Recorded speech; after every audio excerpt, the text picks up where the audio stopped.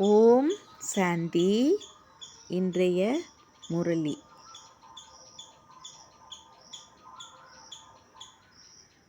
4 ஜூலை 2024.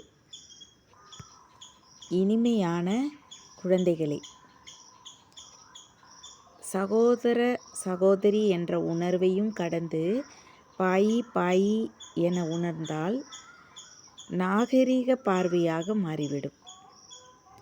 ஆத்மா எப்போது நாகரிக பார்வையோடு இருக்குமோ அப்போதே கர்மாத்தீத் ஆக முடியும். கேள்வி: உங்கள் குறைகளை அகற்றுவதற்கு என்ன உத்தியை உருவாக்க வேண்டும்? பதில்: உங்கள் நடத்தையின் ரிஜிஸ்டர் வையுங்கள். அதில் தினசரி கணக்கை குறித்து வையுங்கள். ரிஜிஸ்டர் வைத்தால் உங்கள் குறைகள் தெரிந்துவிடும். பிறகு அவற்றை எளிதாக அகற்றி விடுவீர்கள். குறைகளை அகற்றி அகற்றி அந்த நிலை வரை போக வேண்டும். அதாவது ஒரு தந்தையை தவிர வேறு யாரும் நினைவிற்கு வரக்கூடாது. எந்த பழைய பொருள் மீதும் பற்றே இருக்கக்கூடாது. எதையும் கேட்க வேண்டும் என்ற எண்ணம் மனதில் இருக்கக்கூடாது. ஓம் சாந்தி. ஒன்று மனித புத்தி, மற்றது ஈஸ்வரிய புத்தி. பிறகு தேவ புத்தி வரும். மனித புத்தி அசுர புத்தி. குற்ற கண்கள் இருக்கின்றன. ஒன்று நாகரிக பார்வை, மற்றது குற்ற பார்வை. தேவி தேவர்கள் விகாரமற்றவர்கள், நாகரிக பார்வை உடையவர்கள்.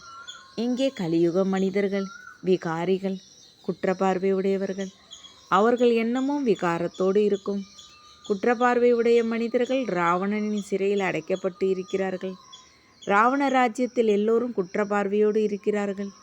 ஒருவரிடம் கூட நாகரிக பார்வை இல்லை. இப்போது நீங்கள் புருஷோத்தம சங்கம யுகத்தில் இருக்கிறீர்கள்.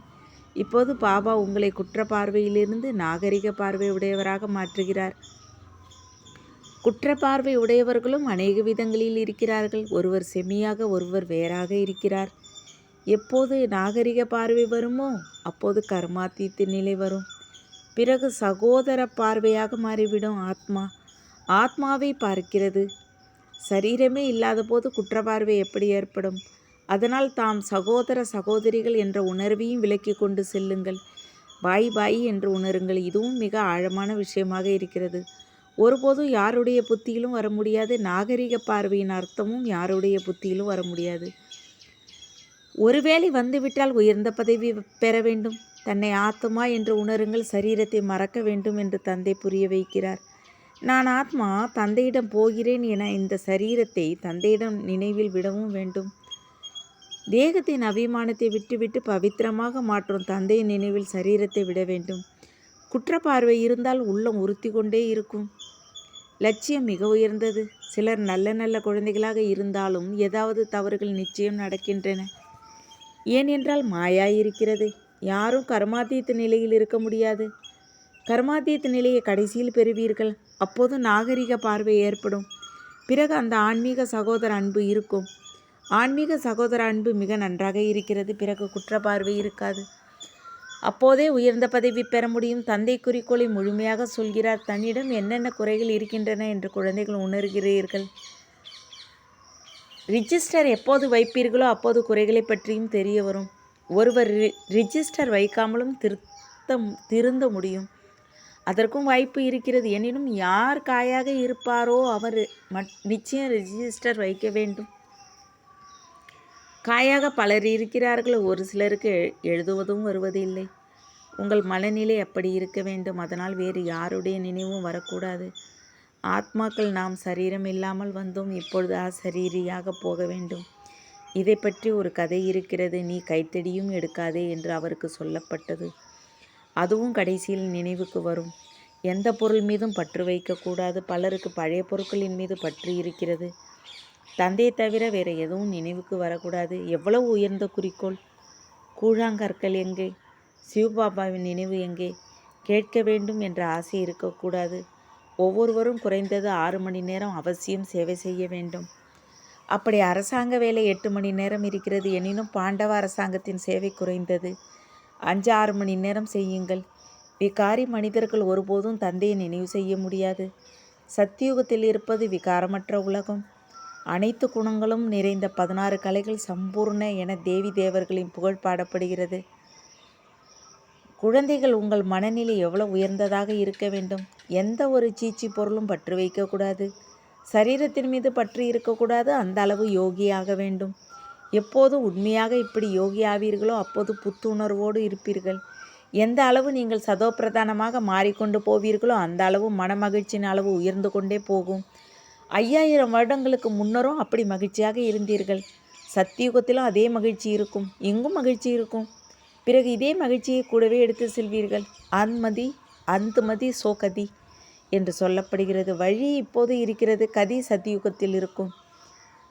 இதை நன்றாக சிந்தனை செய்ய வேண்டியதாக இருக்கிறது. தந்தை துக்கத்தை போக்கி சுகத்தை கொடுப்பவராக இருக்கிறார். நாங்கள் தந்தையின் குழந்தைகள் என நீங்கள் சொல்கிறீர்கள். அதனால் யாருக்கும் துக்கத்தை கொடுக்கக்கூடாது. அனைவருக்கும் சுகத்தின் பாதையை சொல்ல வேண்டும். ஒருவேளை சுகத்தை கொடுக்கவில்லை என்றால் நிச்சயம் துக்கம் கொடுப்பீர்கள். இது புருஷோத்தம சங்கமயுகம். இப்போது சதோபிரதானமாக மாறுவதற்கு நீங்கள் முயற்சி செய்கிறீர்கள். முயற்சி நம்பர் வாரி இருக்கிறார்கள். முயற்சி செய்பவர்களும் நம்பர் வாரி இருக்கிறார்கள். குழந்தைகள் எப்போது நன்றாக சேவை செய்கிறார்களோ அப்போது தந்தை அவர்களுக்கு புகழ் பாடுகிறார்.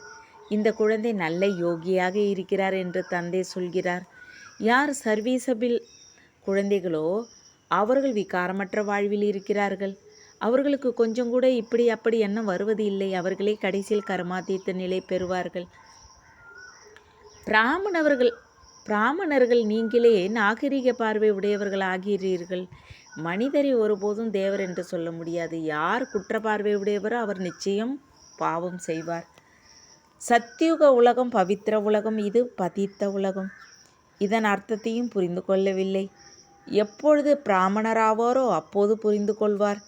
ஞானம் மிக நன்றாக இருக்கிறது. நேரம் கிடைக்கும்போது வருவேன் என்று சொல்கிறார்கள். அவர்கள் ஒருபோதும் வரமாட்டார்கள் என்று தந்தை புரிந்து கொள்கிறார். இது தந்தையை அவமதிப்பதாக இருக்கிறது. மனிதரிலிருந்து தேவராக மாறுவதால் அதை உடனே செய்ய வேண்டும். நாளை என்று விட்டுவிட்டால் மாயா மூக்கை பிடித்து சாக்கடையில் வீசிவிடும். நாளை என்று சொல்லிக்கொண்டே இருந்தால் ஒரு நாள் காலன் தின்று விடுவான். நல்ல காரியத்தை தள்ளி போடக்கூடாது. காலன் உங்கள் தலை மீது நிற்கிறான். எத்தனை மனிதர்கள் திடீரென இறந்து போகிறார்கள். இப்போது வெடிகுண்டுகள் விழுந்தால் எத்தனை மனிதர்கள் இறந்து போவார்கள். நிலநடுக்கம் ஏற்படுகிறது தானே, அது முதலில் தெரிவதே இல்லை. டிராமாவில் உள்ளபடி இயற்கை பேரழிவுகள் ஏற்பட வேண்டும். அதை யாரும் அறிய முடியாது.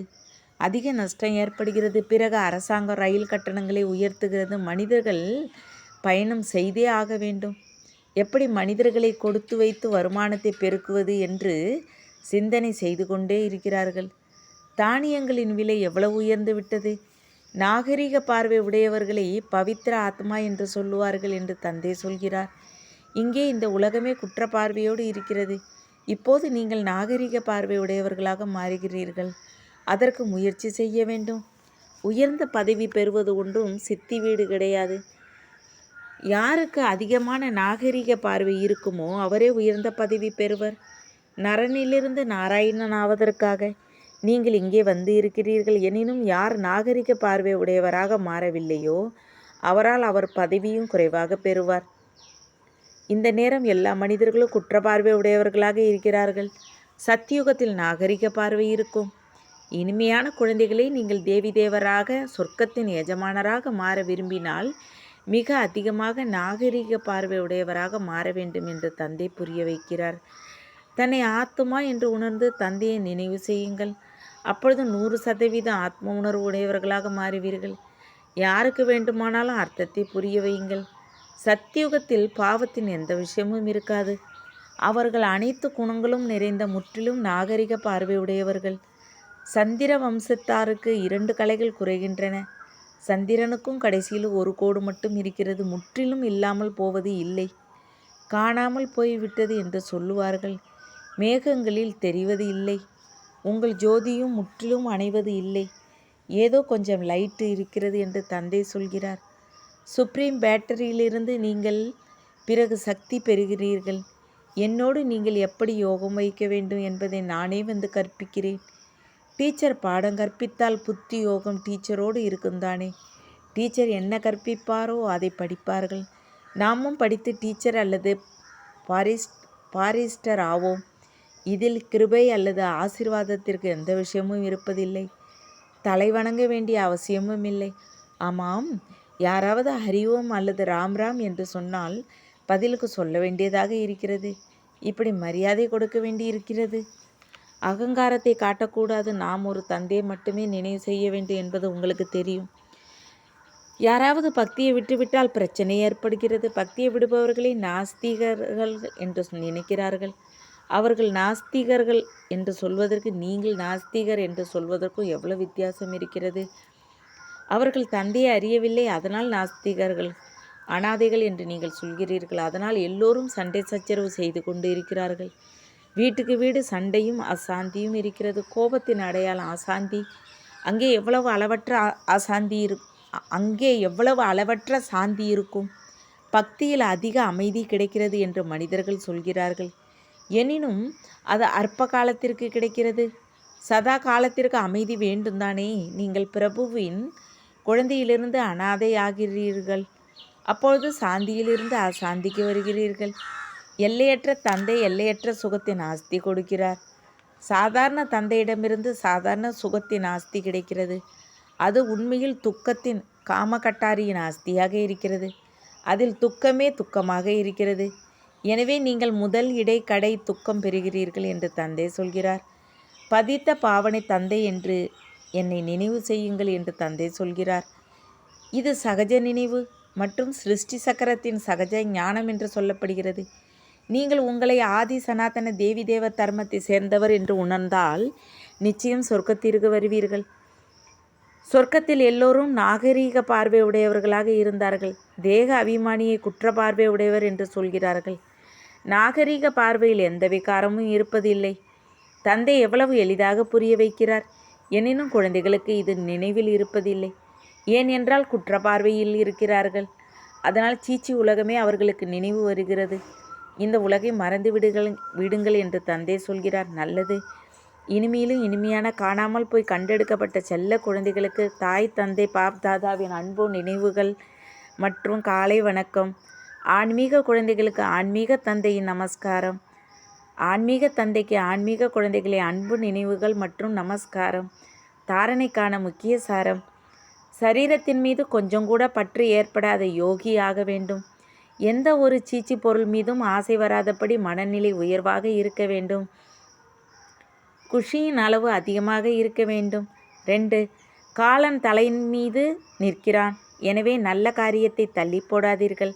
நாளை செய்யலாம் என்று விட்டுவிடாதீர்கள். வரதானம்: மிக சாதுரியமான தந்தையிடம் சாதுரியம் செய்வதற்கு பதிலாக உணரும் சக்தி மூலமாக பாவங்களிலிருந்து விடுதலை பெறுபவர் ஆகுக. தனது காரியத்தை நிரூபிக்க தனது பெயரை நல்லதாக்க சில குழந்தைகள் சாதுரியமான தந்தையிடமும் சாதுரியம் செய்கிறார்கள். அந்த நேரம் அவர்கள் உணர்கிறார்கள். எனினும் அந்த உணர்வதில் சக்தி இருப்பதில்லை. அதனால் மாற்றம் ஏற்படுவது இல்லை. இது சரியில்லை என்று சிலர் நினைக்கிறார்கள். ஆனால் எங்காவது நமது பெயர் கெட்டுவிடக்கூடாது என்று யோசிக்கிறார்கள். அதனால் தமது விவேகத்தை கொன்று விடுகிறார்கள். இதுவும் பாவ கணக்கில் சேமிப்பாகிறது. எனவே சாதுரியத்தை விடுத்து உண்மையான உள்ளத்தோடு உணர்ந்து கொள்வதன் மூலம் தன்னை மாற்றி பாவத்திலிருந்து விடுதலை பெறுங்கள். ஸ்லோகன்: வாழ்க்கையில் இருந்து கொண்டே பலவித பந்தனங்களிலிருந்து விடுபட்டு இருப்பதே ஜீவன் முக்தி நிலை. ஓம் சாந்தி. தேங்க்ஸ் பாபா.